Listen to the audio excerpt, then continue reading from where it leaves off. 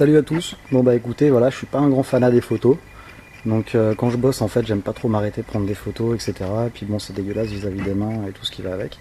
Donc bah en fait aujourd'hui j'ai un peu la flemme de bosser sur la Tigra. Donc j'ai décidé de faire une petite vidéo pour vous la présenter. Donc bah voilà, c'est parti, on va faire le tour du propriétaire et puis bah voilà quoi, je vais vous décrire en détail. Donc alors bah voilà la bête, hein. Une petite Tigra de 1995. C'est une base 1,6 litre climatisée et puis bon bah voilà, pas tout ce qu'il y a de basique. Donc là bon bah nous avons le radiateur clim, pas mal pour le 2,16 litres. Donc là nous avons le 2,16 litres qui est en plein démontage. Donc je pense que vous devinerez pourquoi, je vous en parlerai un petit peu tout à l'heure. Donc bah voilà quoi, le moteur il est en pleine phase de démontage. Donc le collecteur d'admission qui sera bientôt à vendre en pièces détachées, parce que pour l'instant je peux pas le démonter sans tomber le moteur. Donc voilà, comme vous pouvez voir, bah, la culasse qui est toute neuve. Bon bah c'est une culasse, c'est une KS 700. Donc pour l'instant j'ai jamais eu de problème avec, elle a pas l'air d'être poreuse, etc. Donc tout va bien. Là on voit, je sais pas, non on voit pas très bien, le bas moteur. Bon bah on voit qu'il est un peu dégueulasse parce qu'en fait bah, le moteur était nickel propre au moment du montage. Donc bah, grosse fuite de jambes carter, ce qui fait que bah, ça salit un peu partout. Et puis la boîte de vitesse, idem, grosse fuite de direction assistée. Donc bah, pour ceux qui m'ont suivi, elle a jamais fonctionné, elle est montée en pression, ça a dégueulé et tout. Mais elle a jamais fonctionné, pourtant bon bah voilà quoi, tout était bien branché, et puis etc. Quoi. Donc bah, pour le reste, bah voilà quoi, après là niveau moteur il n'y a pas grand chose à dire quoi, pour l'instant tout va bien. Le moteur tourne nickel. Courroie de distribution, pompe à eau, joint spi Bracam, volant moteur, pompe à huile et tout ce qui va bien, quoi. Tous les joints spi ont été changés. Donc là, bah, prochain démontage, bah, démontage de la boîte, remplacement du volant moteur, par un volant moteur de Cadet GSI. Donc je précise que le moteur est un 20XE, c'est un moteur de Cadet GSI. Et bah, en fait il a été monté sur une Astra et à ce que j'aurais compris, le mec aurait monté un volant moteur pour avoir un peu plus de couple, un gros volant moteur pour avoir un peu plus de couple. Donc il est vrai qu'au passage au banc j'avais un peu plus de couple qu'à l'origine, mais bon pas grand chose quoi, je crois que j'étais à 200 mètres kg de couple, donc bon voilà. Donc on va passer au train avant. Donc là le train avant, bah voilà, il n'y a pas grand chose, hein, parce que tout est démonté, je vais vous le faire voir après. Donc là nous avons les étriers d'Astra GSI pour l'avant, les Duritavia, un kit Bichlang B6 avec ressort Ribac. Donc voilà quoi pour le train avant pour l'instant.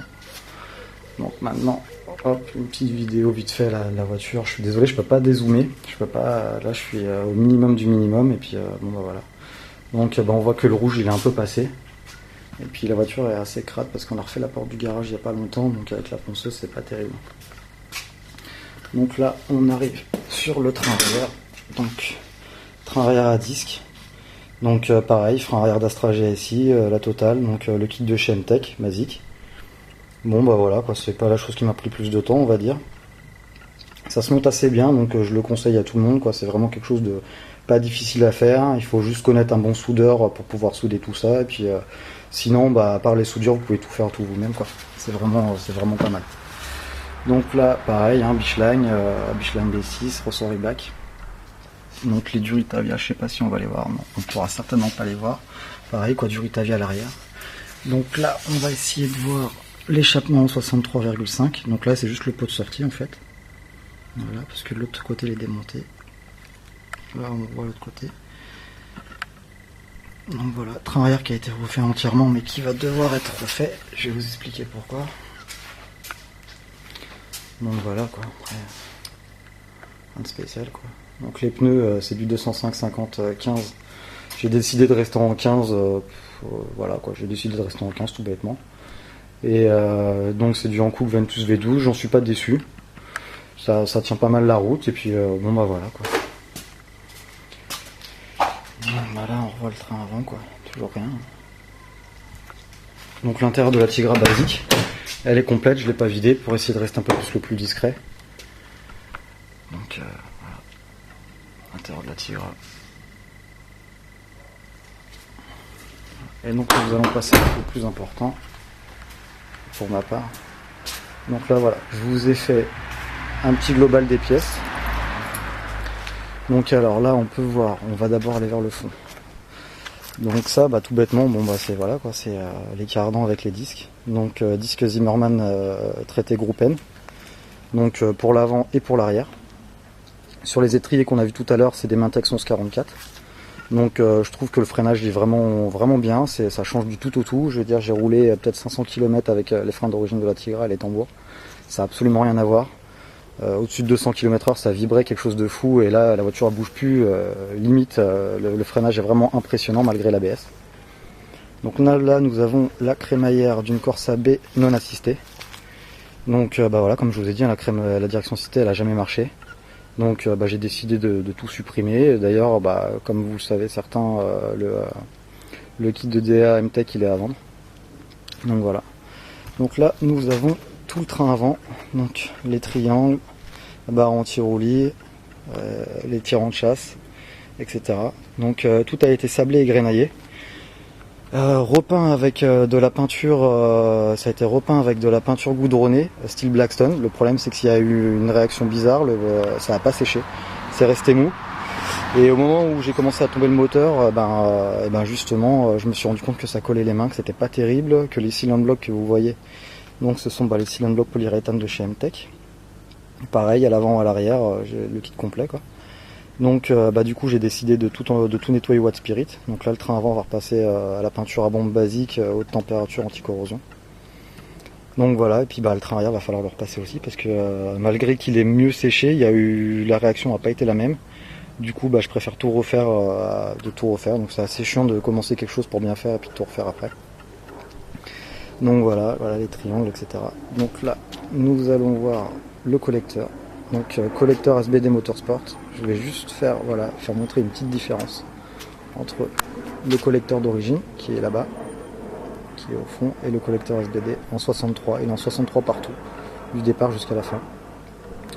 Donc ça c'est ma ligne, ça c'est mon intermédiaire avec, donc en fait c'est juste un coupe-feu. Donc pareil, en 63,5, c'est du sur-mesure, hein, donc moi j'ai préféré le faire en sur-mesure chez Profinox pour ceux qui connaissent. On va pas faire de pub. Hein. Donc voilà. Et puis le plus important, donc là nous voyons le 4 papillons. Alors le 4 papillons que j'ai reçu en revenant de vacances, du moins je l'ai reçu en revenant de vacances. Je l'ai reçu 2 jours avant de partir en vacances, donc j'ai pas pu trop l'ouvrir. Et puis voilà. Donc là nous avons le porte-injecteur. Voilà. Là nous avons donc la rampe d'injecteur qui est ici. Là nous avons les 4 papillons. Donc on va essayer d'enlever ça. Voilà. Donc chose que voilà quoi. Voilà pour le 4 papillons. Donc bizarrement je l'ai acheté chez SBD hein, comme certains le savent, et pourtant il est signé Genway. Donc voilà. Donc là les cornets. Donc j'ai pas mesuré les cornets, et je pense que ça doit être, je sais pas, enfin je vais pas dire de bêtises donc je préfère rien dire. Voilà. Donc là nous avons le short-shift de chez MTech toujours. Parce que j'ai fait la modif comme indiqué sur la notice de montage du la notice de montage de MTech pour le 2 litres 16. Le problème c'est que elle a dû être soudée, la plaque de 15 mm a dû être soudée peut-être un peu de travers, ce qui fait que ça touche sur la crémaillère et gros problème de passage de 3e et de 5e. Donc voilà. Donc après là nous avons, donc voici pourquoi je cherche le petit capteur, le cache qui vient à la place de mon distributeur M2.5, parce que j'ai la bobine qui est vendue avec le calculateur et le faisceau. Donc en fait il conseille plus de monter ça que de monter autre chose. Donc voilà quoi, voilà. Bon c'est à peu près tout pour la voiture. Donc je vous ai dit ce qui concerne les freins, j'ai été bref, mais bon voilà, il n'y a pas grand chose à dire, hein, du Zimmermann Group N, des Mintex 1144, des Duritavia, des étriers d'Astra GSI à l'avant et à l'arrière. D'ailleurs je remercie les gens du forum qui ont pu m'apporter toutes ces pièces. Et puis voilà quoi, donc pour le moteur à venir, le 4 papillons, le joint de carter, aussi bien boîte de vitesse que carter moteur, vis ARP renforcée, parce qu'apparemment la rupture du 4 papillons est à 7750, donc vis ARP à venir. Pour la boîte de vitesse, j'espère trouver un différentiel KEF ATB.